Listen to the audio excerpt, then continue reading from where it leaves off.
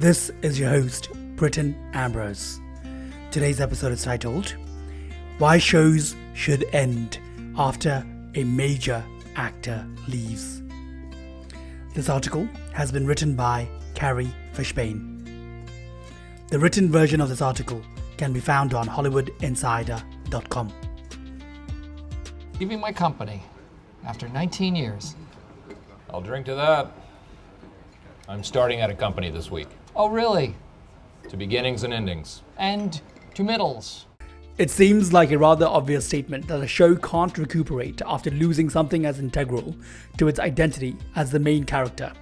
Time and time again, shows' stories have faltered, and they haven't been able to recover viewership when the main actor or an actor crucial to the story departs. Would I rather be feared or loved? Easy, both. I want people to be afraid of how much they love me.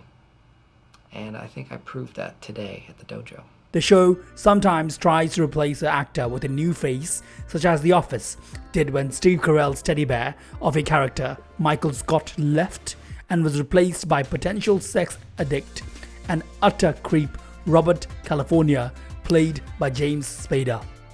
There is only sex. Everything is sex. Do you understand that what I'm telling you is a universal truth? And in other cases, the show completely reinvents itself, such as when Scrubs lost Zach Braff's John Dorian, and the teaching hospital the characters worked at turned into a medical school over the summer hiatus, and the audience was completely thrown off guard. You'd be hard-pressed to find a great show that could function without its main character. Look, dude, that's my sister! Imagine if Friends had fired David Schwimmer and we suddenly found out about Monica's other brother, Paul, or The Simpsons lost Homer and refocused to become about the chronicles of Itchy and Scratchy. These two scenarios might sound ridiculous, but crazier things have happened in the real-life world of television, and the result has never been good. Almost always, after a show loses an important character, it's an omen that signals a painful death is imminent for the show. And that's only being a little dramatic. Oh my God! Okay, it's happening. Everybody stay calm. What's the Everybody procedure, stay calm. everyone? What's the procedure? Stay calm! Wait. Everybody calm down! 8 Simple Rules for Dating My Teenage Daughter and House of Cards, and the ugly truth of unplanned character departures.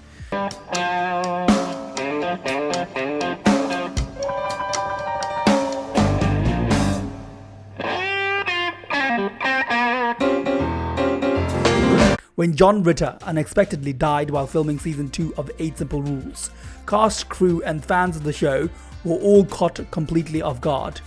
There were 2 choices for executives at that point. Either end the show.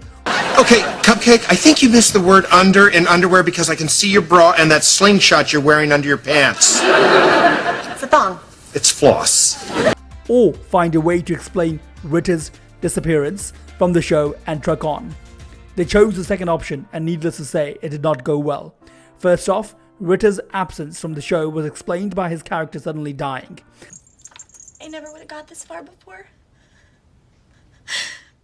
Dad would have never let me go out like this. This was arguably the most respectable possible send-off for Paul, but unfortunately, it didn't go over well. The show shifted tone dramatically from a cookie family comedy about a dad trying to rein in his hormonal teenagers. Stop here! Do not drop us off up front! And after we walk away, do not roll down the window and shout something out after us. Or honk. To a show about a family coping with the loss of the patriarch. I watched reruns of the show in high school, and one of the few memories I have from being a fan is how it left the wrong taste in my mouth when they just replaced Ritter with David Spade's CJ. It felt morally wrong to me to just replace a late cast member, and it left me feeling bad after watching every episode in the second season after Paul died. Of course, no one on the cast or crew can be blamed for Ritter's death, but it just didn't sit right with anyone when he was replaced. We all remember Kevin Spacey being Me Too'd and his hiding under the LGBTQ+ rainbow in order to defend himself. Still, Spacey says he's beyond horrified by the story, and he says it has encouraged him to do something he's never done before: publicly acknowledge that he is gay. What you may not remember is that House of Cards still continued on for another season after Spacey left. When they bury me, it won't be in my backyard. And when they pay their respects, they'll have to wait in line. I'm of course not arguing that he should not have been fired from House of Cards. Executives definitely made the right call there. But the 6th season of House of Cards had significantly reduced viewership. Would it have been more respectful to the movement against sexual harassment and assault to have just ended the show Spacey left so huge a mark on? A show that a good amount of its viewership was watching the show just for Spacey's performance, whether it be acting or real life. That 70s Show and The Office, and how a show breaks irreparably when its core is lost.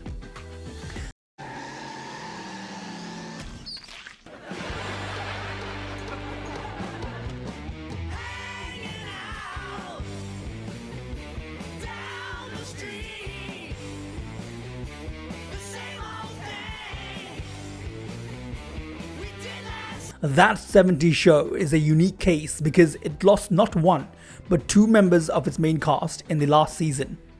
Eric Foreman was played by Topher Grace and was the emotional core of the show. His relationship with Donna was a central theme in the first 7 seasons of the show.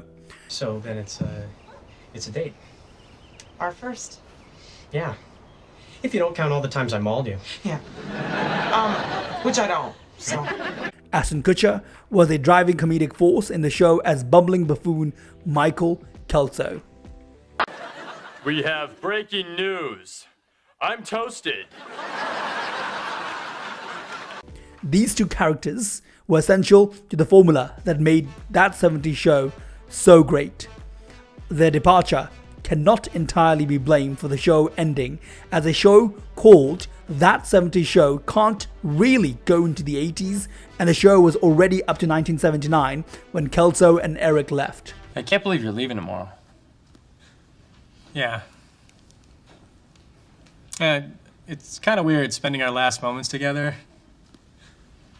bent over a table with our naked butts. Still, the show again wasn't strong enough to hold its own without these 2 characters. Both characters were replaced in the last season. Except for the fact that you're into Randy. What are you talking about? Hi, Randy. I like music. Do you like music? Josh Mayer's Randy replaced Eric as Donna's love interest, and Tommy Chong returned to the show to fill the comedic hole left in the show by Kelso's departure. Donna's character took a major hit, and she felt less lovable because she moved on from the love of her life for 7 seasons after a couple of episodes. What are you talking about? Wait, now he got it. Wait, Steven! What was she talking about?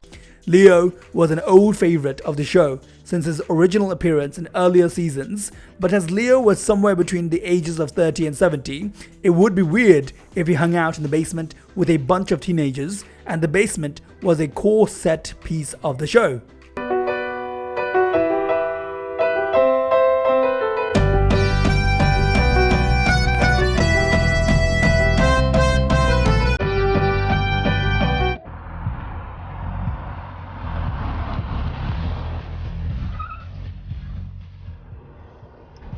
It's Brittany, bitch. Probably the hardest hit for fans was the departure of Steve Carell from the cast of The Office.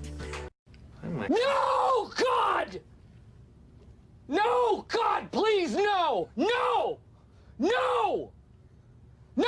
For over 7 seasons, Michael was one of the best parts of an already amazing show. Michael served as both a comedic and emotional center to the show. Whatever you call it. I am running away from my responsibilities. Feels good.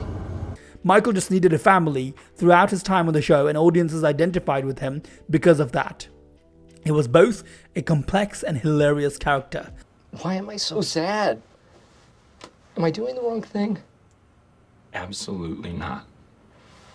It's just that sometimes goodbyes are a bitch.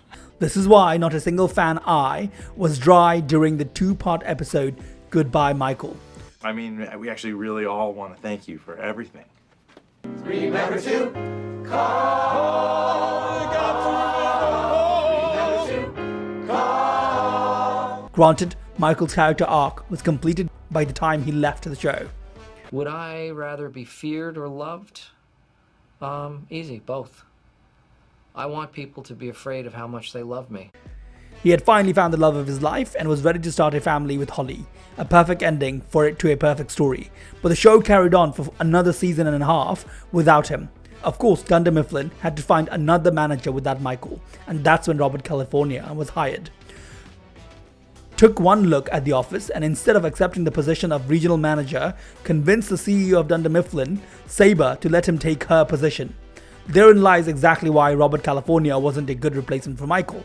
He replaced Michael's love for his employees with condescension and a sense that he was above them. But what about the other guys? Losers? Oh, come on. I don't know. I don't want to say. Come on. No, come on. I guess I think they're losers. He replaced Michael's puppy-like loyalty to Dunder Mifflin with a general lack of care for its well-being. I will not be blackmailed by some ineffectual, privileged, effete, soft-penis debutante. You want to start a street fight with me, bring it on, but you're going to be surprised by how ugly it gets. You don't even know my real name. Robert California would have been good in a more cold-hearted drama like House of Cards, and I can even see him fighting for the Iron Throne, but he definitely wasn't meant to be an employee in the warm-hearted office of Dunder Mifflin. Thank you. Yeah, okay. Well, this is gonna hurt like a mother.